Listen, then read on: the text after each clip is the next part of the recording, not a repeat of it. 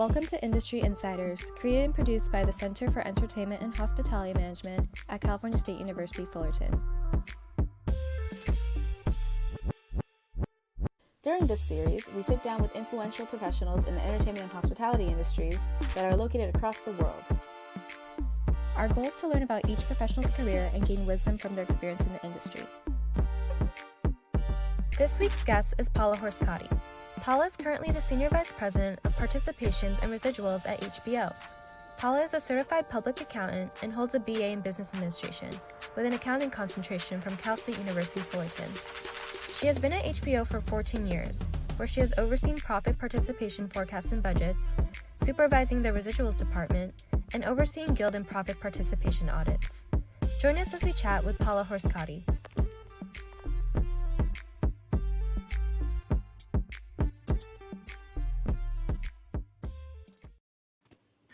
Welcome to Paula Horstkotte, coming to the Industry Insider for us. Welcome, Paula. Welcome. Thank you. Good to be here. We are excited to have you here. My co-host for today, Joey Lorino, makes his second appearance. How are we doing, Joey? I'm doing good. So, Joey, now, since your first appearance, you've now graduated. So tell everyone kind of what you're looking forward to doing this summer real quick. Well, I'm going to stay with my current job for a little while longer while I'm also looking for a job in the entertainment field as that continues to open up post-COVID. All right, good. And so if you're tuning in, feel free to leave us a comment or a question, and we can ask that as we go along with the show. So we love participation. Thank you, Michelle, for leaving a note that she's excited to turn in and learn more from Paula. So we're excited to have everyone here watching live with us. I would say, Paula, maybe if you could start off first telling us about your fondest memory as a student at Cal State Fullerton. Wow, that was a while ago. I think the thing I loved most about Cal State Fullerton was how flexible it was. I was working during the day, and it was really great to be able to have those night classes available. And I really felt like the teachers knew what they were talking about. I remember going through forget which accounting class it was, and the teacher would be like, forget that chapter, you don't need to know that. I really felt like they were instructing me in not just the basics, but what would actually be useful. Awesome. And then how do you feel Cal State Fullerton prepared you for, your corporate job, and what was maybe some of the classes that was most beneficial for you? Well, I kind of went a different way. I knew I wanted to be in entertainment, but this major didn't exist at that time. So I was an accounting major, and while I do speak that language in my current job, I'm not actually doing accounting. I'm not making journal entries or anything like that, but it helps to be able to speak the language with the accountants and translate accounting geek speak to the lawyers, because accrual and P&L, they don't know what that means. They don't. How would you describe what you do today? What's your job? What are you responsible for? Maybe explain a little bit of that to us. Yeah, so I oversee the participations and residuals and the resulting audits. Participations are when the big level talent has a share of the show's profits. So if the show's profitable, this talent has contributed it greatly. Usually it's like a showrunner, sometimes a big actor or writer, and they get to share in the show's profits. Residuals are payments for reuse of the product. So if a show reruns or is sold into home video, something like that, writers, actors, directors, they all get a small little royalty. Yeah, awesome. Joy, we'll play tennis. I'll go back and forth between you and me. So you go ahead with your first question, please. Okay. My first question is, how have your goals from when you graduated Cal State Fullerton compared to the path your career has taken since graduating? That is a great question. And I think that would also dovetail into some advice that I have for students. Don't fully plan your course, because it's not going to go the way you plan. Mm-hmm. Don't be married to your goals. I was an accounting major. I started off my career at an entertainment audit firm. I was doing audits for the Writers Guild Pension and Health Fund. So compliance audits, not financial reporting. And that suited me more than the financial reporting. And from there, I had a friend at HBO and a position opened up. There wasn't much of a job description. They just knew that they needed help. And HBO is great. So I took a leap. And I remember when I accepted the position, my mom said, but it's not even accounting. And I said, I know. And luckily, this was a department that was growing and growing as our original programming was growing. So I had a lot of great opportunities. Awesome. What inspired you to make the transition from working at a firm, because I know you first came to school and working at a firm, to then go to HBO? Yeah, I mean, I thought I was on the partner track. I thought I'm going to be at this firm forever. I wasn't having a bad experience. I was having a very good experience there. But it just sounded new and exciting to work at a studio, right? It's versus an accounting firm. I mean, I had a great experience at the accounting firm, and they gave me a lot of base knowledge that I still use today. So I'm very thankful for that. How can you explain kind of, because that's really great move. Like, congratulations. Like, how were you able to find the job at HBO? How did you get there in? Because I'm sure there was a lot of competition. How did that kind of all come down? Well, my friend was actually working there in the department as a director, and he recommended me. So it was the position deals with contracts and numbers. So whoever was going to take the role was going to have to kind of flex back and forth, but the position would tailor more to their strengths. So I think it was down to me, more of an accounting background, and a paralegal, someone more contract driven. And I think I had the edge because I knew somebody there. Okay, so glad you said that. How important, because we talk about networking a lot and it's like an acquired skill, so it takes a lot of practice. How important has networking and building relationships been for your career? In addition to that, that's how you got to HBO as well. Yeah, and I think most of the people we hire are people we know or friends of a friends of a friends. And I know it can be daunting to think about networking, and it is if you go to one of those networking events where you don't really know anybody. But keep in mind, a lot of them don't know people either. So feel free to just go up and say hi. But keep in mind, networking is just your day-to-day. Your friends are your network. Their friends are your network. Your family as well. Everyone your family knows, everyone your friends knows, their network is your network. So if you're a hard worker, you're smart, you're capable, word will get out. Yes, agreed. What do you feel, and how have you been able to successfully navigate the corporate client or climate within HBO and continue to get promoted and get to the current position you are now? Well, like I said, I was in a very lucky position. Our department when I started was, I think, about 8 people. And we had your original programming. We had Sopranos, Sex and the City, 6 Feet Under, a lot of those iconic titles. But it was still on a very upward trajectory. And our original programming now is thousands and thousands and thousands of hours. Watchmen, Game of Thrones. I mean, the list goes on and on. So they needed more and more people. Our department is now 23 people. So I got in at the right time, and that wasn't planning. That was dumb luck, but it worked out. So look for growth opportunities. I love it. Great advice. One of my favorite shows of all time, The Wire. It's an HBO show. So, big fan of that. Do you have any kind of favorites that you love that are within the HBO family? Game of Thrones, although I don't really want to talk about the last season. But I did love that show very much. Okay, cool. Joey, what else do you have for us?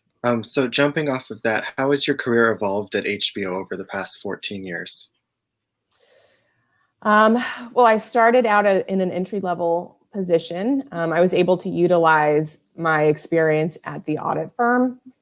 We started needing an audit group because we had this original programming now, and the guilds were coming to audit, as was the talent. I think a lot of people think that audits are originating because someone thinks something's wrong. That's not the case. It's due diligence. It's making sure that everyone's reporting correctly. I won't say that there haven't been any grudge audits, but generally it's just course of business. So I took over, I created an audit group, And from there, started learning more about residuals. I'd already been doing participation projections, started getting really involved with the deal negotiations, and just kept going from there. Great. What's the favorite part of the job you currently have? What's your favorite part? We have a lot of great people, so I love working with everybody.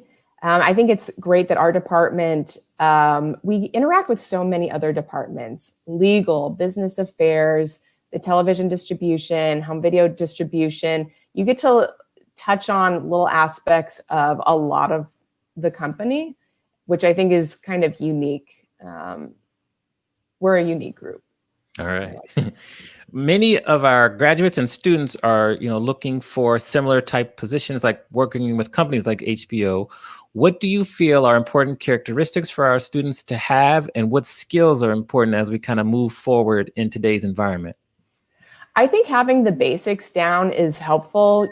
Having a base of account, you don't have to be a CPA, but having that knowledge, being able to understand what a general ledger is and all of that. Reading contracts has been super important part of me. I've loved my, what was the name of it? The business class where you read the contracts and learn about torts and things like that. That was a really fun course for me and worked out. I think it's important to be hardworking, and no matter what you do, your first job will probably not be your dream job, but you'll be able to learn something from it. And I think as long as you do it well and take pride in your work, you'll learn something and move on. I don't think you need to have all the boxes ticked on the job posting. There's nothing you are going to learn in college that's going to prepare you 100% for the job you're going into. And that's true as you move from job to job. You're always going to be learning something. You just have to have the basics down. Now, as we kind of move forward in today's environment, like HBO Max, I think HBO Max came out a little earlier. Did it come out earlier than anticipated, I believe, or was that? About right on time, I think. Okay, right on time. Okay, yeah. Which I love, by the way. I'm saying that. Okay. How do you feel the pandemic will change people's viewing habits as well as the whole kind of film and entertainment industry? Yeah, it's a great question. I think television's been really important the last few years. It's the golden age of television. It's not to say that film is not important. Of course it is, and it always will be. But I think Netflix, has done very well. Any streaming has done very well. Amazon Prime, Hulu. And I think the pandemic sort of solidified that. Now that we can't go to theaters, or maybe soon we can, but we can't currently go to theaters. We have to stay in. And so what do? Well, hopefully you play some games and talk to your family, but maybe you live alone. What are you going to do? You're going to watch some great programming. So I think it's just solidified what was already sort of shifting in that direction. In some of our classes, we talk about how a lot of the streaming services compete not necessarily with each other, but with screen time. That's one of the main kind of metrics we talk about. Can you talk to us about that, and what's HBO's perspective on screen time versus competing with a Hulu or a Netflix? Yeah, I mean, our chain of command has always said that they want to make addicts. It's about screen time. It's about engagement. We've added additional tidbits. So we've got like Chernobyl. I don't know if you watched Chernobyl. It was a great show. I was actually hesitant to watch it because it's not very uplifting, right? Right, yeah. But it had an accompanying podcast that was absolutely fascinating. And so we did another podcast for Watchmen, and it's fascinating. And so we're starting to add podcasts to partner with the program in conjunction with the producers and showrunners to give a deeper dive. And I think that's going to help solidify the engagement. I like that. When you talk about it being the golden age of television, what excites you for the future? There's just so much. I mean, it can be daunting too. It's like my to watch list is so long, and yet also, where do you start? I don't know. But I think it's really exciting that there's so much work now in the industry. There's a lot of room for everybody. And I know that a lot of is made of the competition between HBO and Netflix, but there really is room for everybody, and great programming is everywhere. Agree. Yeah. Joey, what else do you have for us? I just want to say I set up my HBO Max account last week, and I was like fascinated with how much was on it. Like, and all of my favorite movies were just all in one place, and it was great. So from that, with how the industry changes, I know that Netflix started introducing like choose your own adventure type shows and movies. Do you think that HBO Max will adopt that in the future as streaming increases? That's a great question. I'm not sure. I'm not in the creative group. I guess it probably depends what kind of feedback Netflix is getting. I did watch the Kimmy Schmidt Choose Your Own Adventure one, and that was pretty fun. I haven't done the Black Mirror one yet. Bandersnatch, I haven't done that one yet. And they are kind of fun, but sometimes you want someone to tell you the best story, and the storyteller's the best person to do that. So I guess we'll see. Yeah. When you are looking at like hiring, whether it be traditional associates or interns, what are some ways that we as students can maybe stand out in terms of our presentation, resume, and how we approach applying for specific jobs? Yeah, I mean, I think it's hard, right? It's hard to stand out from the pack, but I think reaching out is super important. I did already have a few students reach out to me on LinkedIn. Nice. And that's huge. I mean, having the guts to go ahead and make that first move is great. Also, sending a thank you note, always important. Always important. We love seeing volunteer work. We love seeing some real job experience, things outside of school, or extracurriculars within school, I think are very important. Awesome. So we have a couple of questions from the audience. Once again, if you have a question, don't be bashful, put it there. We'll ask right away. So we have one here from Ryan Tang. He says, "Hi, Paula. Thanks for being with us today. I'm interested on how forecasting works with participation and residuals." Yeah, that's a tricky business. So what we do is we take forecasts from other groups, from the television distribution group, from the home entertainment group. We take their revenue and expense projections, and we incorporate them into custom models that we build. We have one model for each title, and they can get pretty cumbersome. But we also try to anticipate not only where the title is now, but where it might go. And what I mean by that is generally when a program first begins, the deal that they have with the studio is not as favorable as it might become should the show go 3 seasons, 4 seasons, 5 seasons. And so oftentimes there's a renegotiation in success, and we try to anticipate that. So my crystal ball is in the shop, but I do the best I can.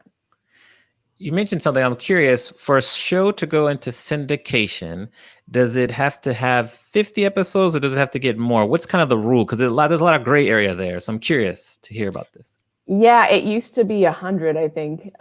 We haven't actually sold too many shows into syndication because we like to keep them on our platform so that we can get subscribers.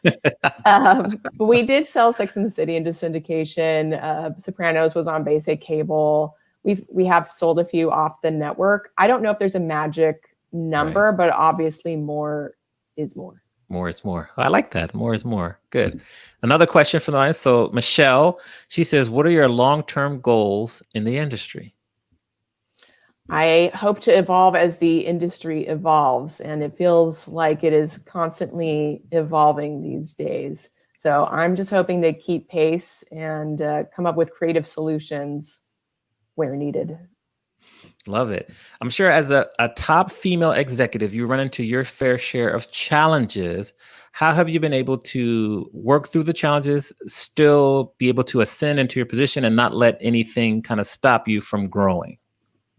I've been very lucky. I've had very supportive managers and people around me. HBO is it's like a big family. It really is. I know it probably sounds cheesy, but it really is a wonderful place to work, and it's very supportive. We actually have had trouble in a lot of groups with people being able to get promoted just because no one above them is leaving. And so that's why I was lucky to be able to ascend, because our group was expanding. So it's been a great place. It's been really, well, I've been there almost 15 years. So obviously I like it. Yes, you like it. How do you stay balanced between like personal and professional? Because I'm sure you work long hours. There could be burnout. How do you stay balanced? That's a great question. And every day is different. I take bubble baths. That's what I do. That's my thing. I have a husband and 2 dogs, and my husband helps quite a bit with household things and errands and taking care of the dogs. And he's been very supportive if I have to get on the computer at night or check emails on my phone. I'm finding, as I think a lot of people are, that there's no set work day anymore, right? We're all constantly connected. And so taking that time, if I need a long lunch for something, I take it, and I don't feel guilty because the job's getting done, and that's what's important. Yeah, like that. Like the bubble baths too. Well done. You mentioned earlier about how you continue to evolve. What are some new skills that you're looking to acquire and learn as we move forward? New skills. Well, I think just keeping up with the pace of the industry is constant learning. And now that we have launched HBO Max, and actually I'll be doing the participations and residuals for that as well, I'm meeting a lot of new people. It's almost like I have switched jobs to the extent that I have to learn a whole new structure of people and the dynamics.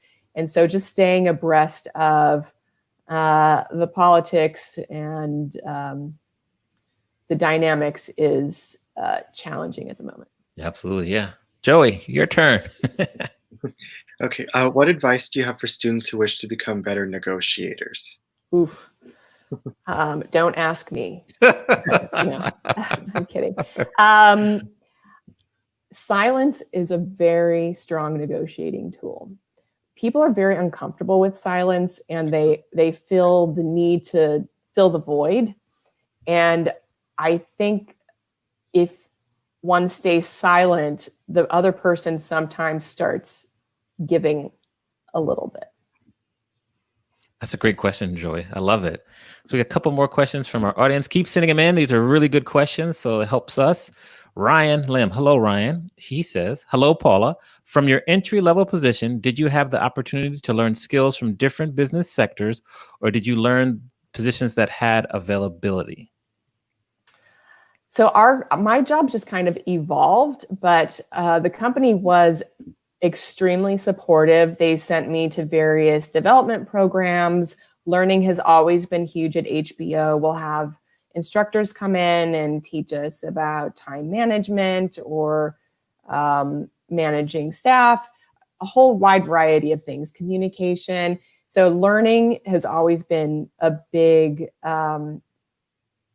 point at HBO, and I've been able to benefit from that. Great. Another question here from Anthony Tran. It says, hi, Paula. How has the company culture changed since the departure of Richard Plepler, I hope I pronounced that right, and acquisition by AT&T? It has definitely changed. We felt more like a small boutique family before when Plepler was in charge, and he was quite the cheerleader. He was a big rah-rah guy, which was great. And so now we have new corporate parents, and AT&T has been super supportive of HBO Max and getting that launched, but it is a little bit more of a corporate dynamic. So we've been becoming accustomed to that. Okay. If you were going to go back and maybe give yourself some advice right after you graduated from Fullerton, based on what you know now, what advice would you give yourself? It's going to be okay. No matter what, it's going to be okay. It can feel very daunting to not have a job lined up or to worry that you picked the wrong first job, but it will be okay. You will learn something. And if it's not for you, you'll move on. And probably your first job is not going to be your last. So just keep learning, take everything you can, meet new people, build those bonds, and keep going. Awesome. What do you think is important for students to do when they're interviewing, like specifically in the interview, to really impress you or other people they could be interviewing in this industry? I think being focused, I think having done their homework. I've had, not students, of course not Cal State Fullerton students. Never. Never, ever. But I have had people come in with no questions. I don't mean asking a question for the sake of asking a question. Be curious. Read articles about the business or about the particular company. Something germane, right? Ask something that makes sense and is meaningful.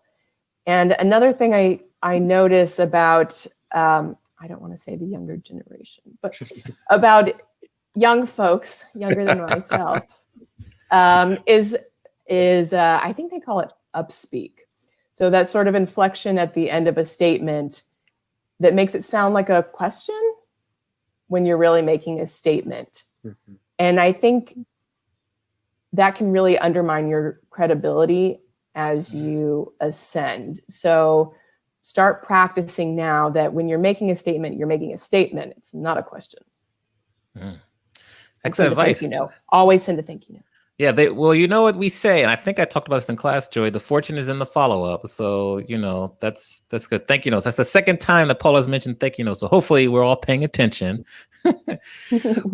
What has been your experience with professional associations? We talk a lot about joining, whether it be in the music industry or like event planning. I talk a lot about MPI, Meeting Professionals International, or ASCAP. What has been your experience with professional associations in your industry? Has it helped you? What are your thoughts?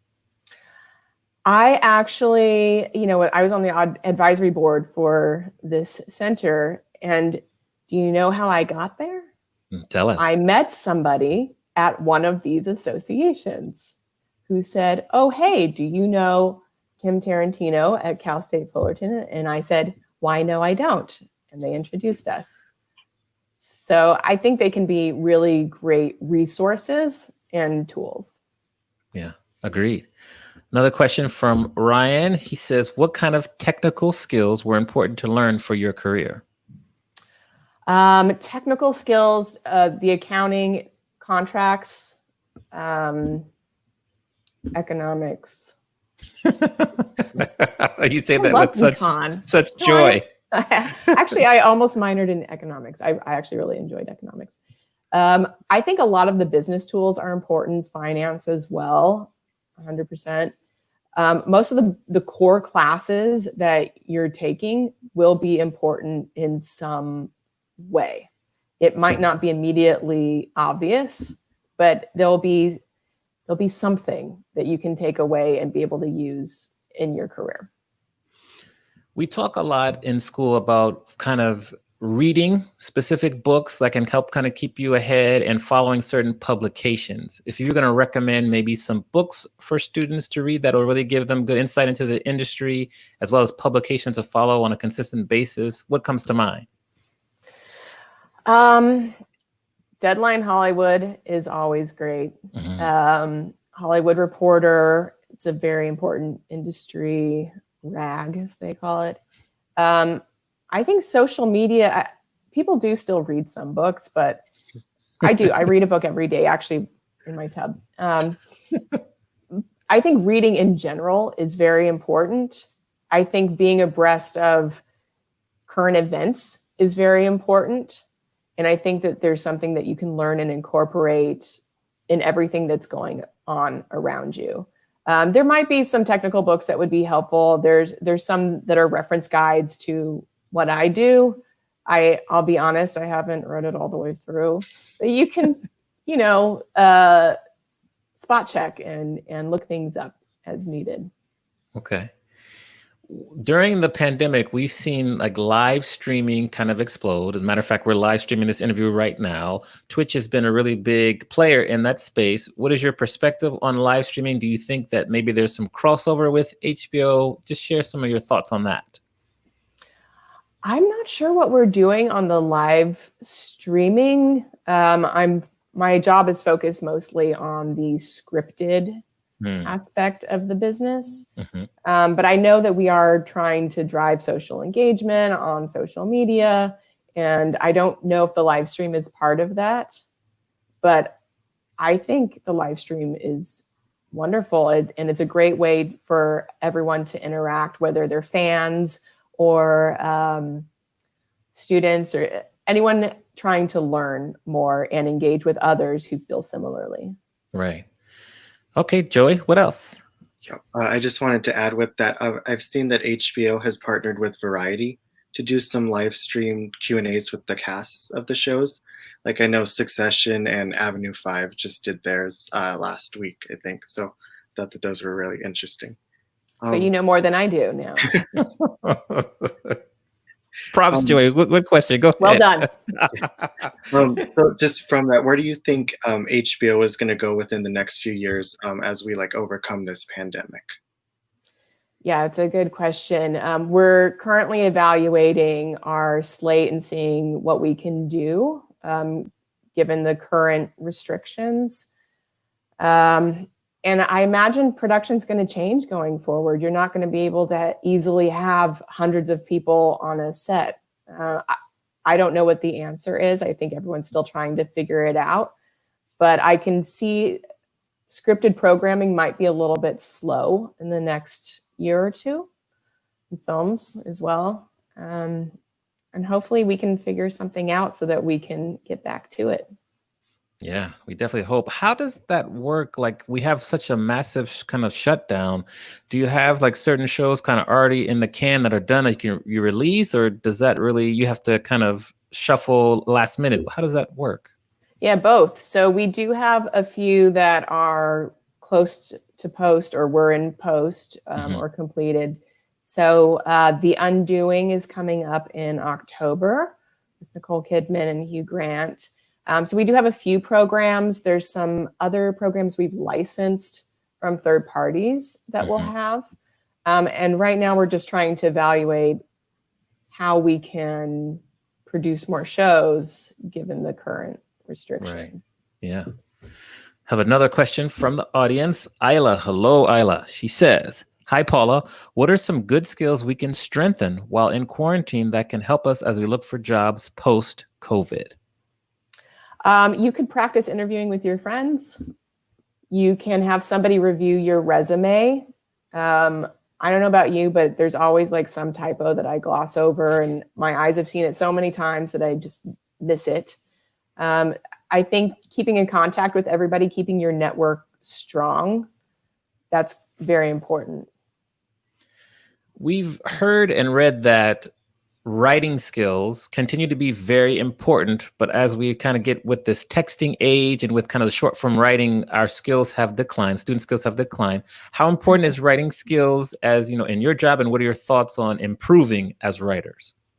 I don't think it's just the students' skills that have declined. I think a lot of people's skills have declined, myself included.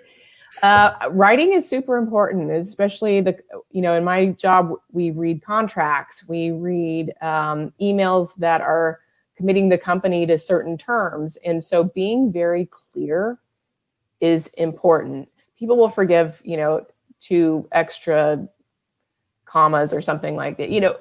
Everyone forgives and is having compassion and empathy, especially right now as we're all working from home. But writing is super, super important. We once had an audit claim that stemmed from a comma, and I can't remember if it was missing a comma or there was an extra comma, but somehow it changed the meaning of the sentence and resulted in an audit claim. So writing, very important. Wow. Okay. Interesting. Who has been maybe the most memorable, we'll say, celebrity encounter you've had while working with HBO? Good question. I think probably Mel Brooks. I saw him at one of our parties, and he's just such an icon. And I never thought I would ever meet somebody at his level or age.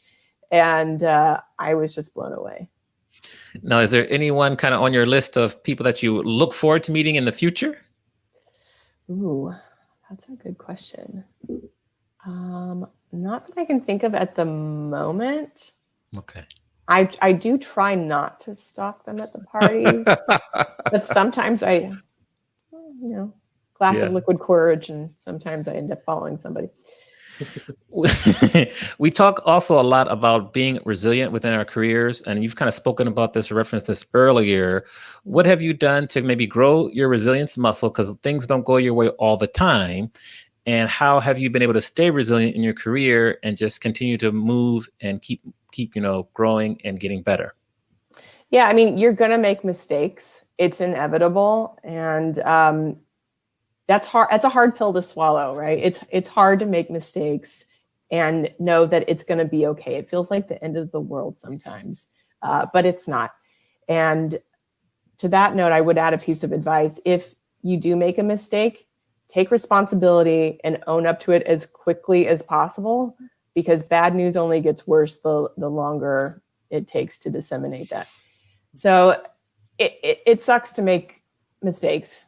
I've had great managers. I've also had, rough feedback from time to time, and that can hurt, So having your friends and family to support you and listen to you and be there for you is huge.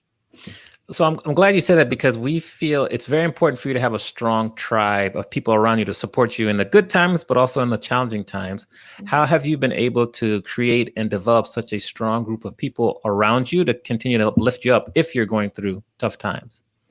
Yeah. And, a lot of my good friends are not in our industry at all. My very best friend is at home with her kids, but she's always there. I mean, whether it's to talk about horrible, trashy reality TV, which I advocate as escapism, or have a real talk, and just stay. And I only have a few very close friends, but that's all you need. You don't need a million friends. You just need those few close to you that are going to be there for you 100% of the time. Agree. Back to you, Joey. Okay, this one's more of a personality-based question that I actually stole from Professor Roberts. So, so if you were a baseball player and you were walking up to bat, what would your walk-up song be? I love this question. Oh, I like that one. Oh my gosh. Wow. I don't know. Something by AC/DC probably. Oh, Back in Black? That's a good one. That's a popular one. Yeah. I like that one. What other questions did you steal from me, Joey? Ask another one. But I like that you gave him credit. You gave him credit for the question. Yeah, we had icebreaker questions every week, and I love to answer them. Another one which you touched on at the beginning was we had to outline our 10-year career goals, and then later on in life we reflect back. So when you were in college, what were your 10-year career goals? I didn't have any. I sometimes was asked in interviews, where do you see yourself in 5 years? And my answer was always, I don't know. And people seem to accept that. They seem to understand that you don't know where you're going. And I think it's great to have goals, but I think it's also good not to be married to them and allow for that spontaneity or that odd opportunity that could just take you somewhere new and wonderful. Yeah. So another question one of our icebreaker questions, we have icebreakers at the beginning of every class, just so people can understand different little 30-second things you can do when networking. And it works and people like it. And so that's why we do it. Thank you, Joy, for bringing that up. What do you feel like you can do that your friends maybe struggle with doing? What are some skills you have that your friends struggle with? Math. My same friend, and I'm not going to say her name, but the one who's at home with her kids and is a smart person, but she's a creative person.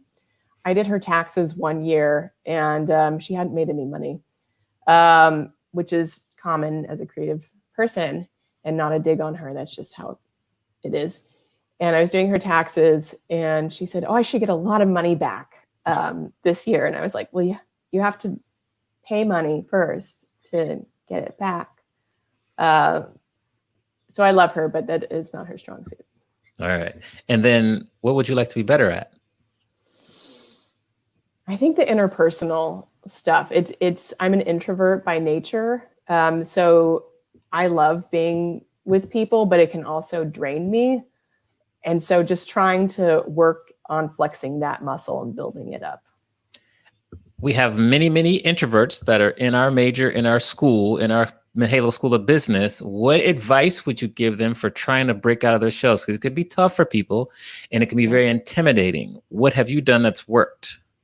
I had sort of a crash course. I was dating somebody at the time who was a huge extrovert. Like, I was constantly embarrassed because he was laughing too loud. He was talking to people in the grocery store, and just tagging along with him. It helped me learn those skills to kind of fake being an extrovert. And you know what? I think I've actually started shifting a little more in that direction, just from it's a learned behavior, but you can learn it. Yeah.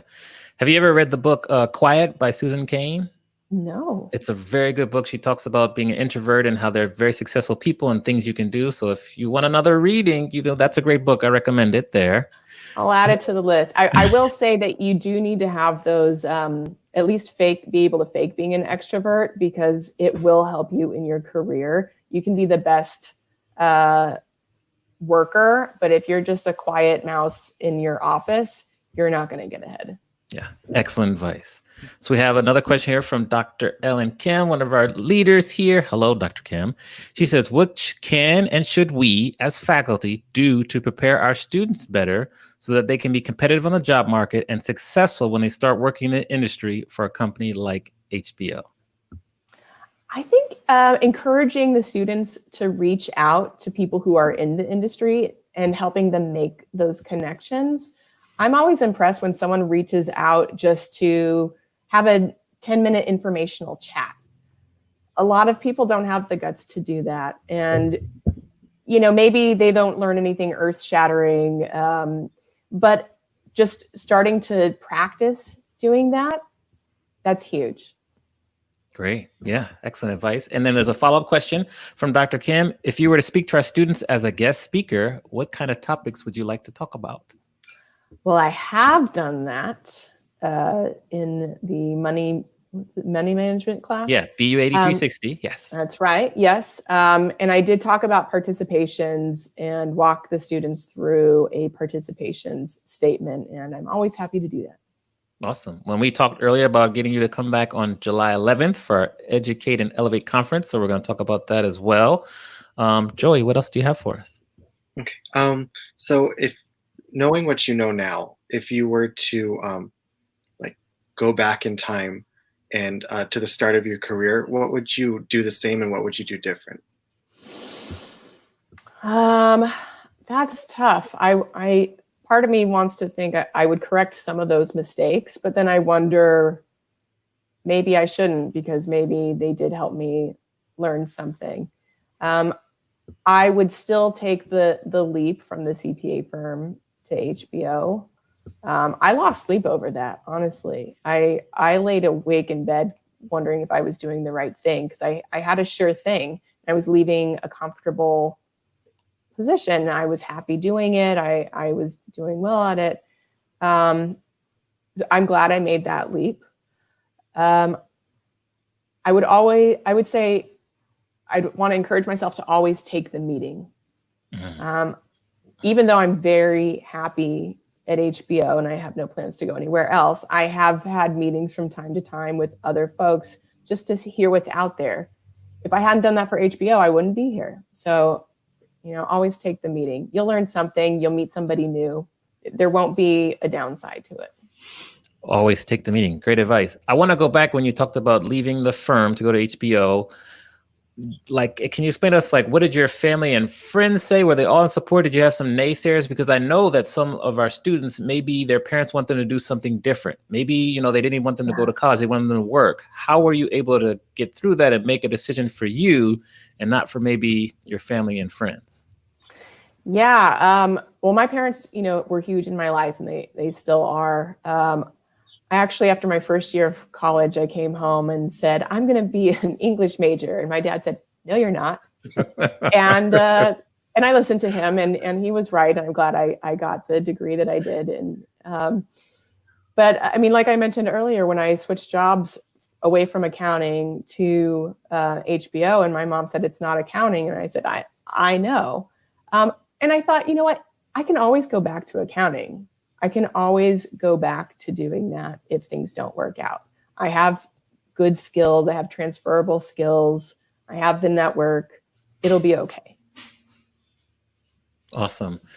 When you when you look back at your career, 2 questions for you. The first question is, what was the turning point when you realized this is it? I'm supposed to be here. I'm all in. I don't know. I don't know if I've ever had that moment. I don't know if I've ever had that moment. I mean, every promotion I've received has been a great validation of, you know, my hard work and everything. I don't know. I don't know if there's ever been a moment, and I've never felt like, all right, I've made it. Like, I've never had that moment or feeling. And I think you don't necessarily have that in the moment. You have it in hindsight, right? Yeah. Yeah. Very wise. Very wise.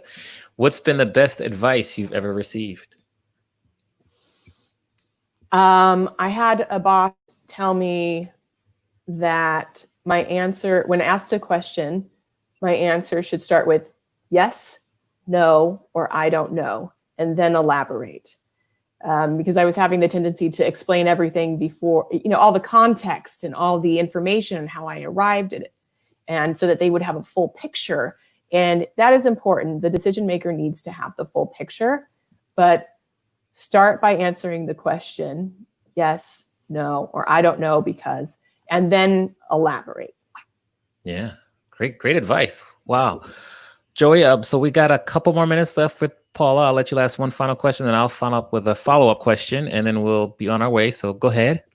Okay, so what are some things that you're most looking forward to as we somewhat get back to normal? I actually am looking forward to getting back in the office, which I never thought I would say. And this is the first day I've put on like hair and makeup and done all of that in months. But I kind of missed it. I miss seeing everybody in the hallway. I miss, you know, little pop-ins. Today would have been Bagel Friday, and I would have seen everybody in the lobby and chatted with them. So I miss that. I miss the people. Great. Well, before I ask you a final question, we just really want to thank you for spending time with us today. I know you have a very busy schedule, so we're just really appreciative. You give out some excellent advice, and we'll have to rewatch it because there were so many kernels of knowledge in there. So really appreciate it. We're looking forward to seeing you on virtually on July 11th as well. And we just really appreciate you making us proud as a Cal State Fullerton alum. So keep going, because we all follow you and we like to see your progress. So thank you for making us proud. And really just to end off, I know there's a lot of students, you know, it's a tough, challenging time with jobs being taken away and with maybe people are graduating, but nothing to do and interns going away. So what message would you share with us to kind of continue to give us hope and let us know like kind of how you're getting through it and staying positive as we work through this pandemic? Yeah, it's hard. I definitely have those moments where I go down the dark rabbit hole, but that's the time to step away from the news and call a friend, call your family, call someone who matters to you. We will get through this. You know, the human race has gotten through this. It's going to suck, but it will come out the other side. It'll be fine. Great. Well, thanks again, Paula. We appreciate it. We look forward to seeing you soon, and we'll show everyone a video for our upcoming guest next week. So stay safe, Paula. We appreciate it. We'll see you soon. Thanks so much for having me. You're welcome. Next week's guest is Kate LeBrow. Kate is currently the Vice President of A&R at Warner Records. During her time at Warner Records, she has signed and developed artists such as Lucas Graham, Nico and Vince, Chad Wolf, and many more. She has previously worked for New West Records, Warner Chappell, and has worked on independent music publishing as a music supervisor and done TV and film licensing. Join us next week as we chat with Kate Labrell.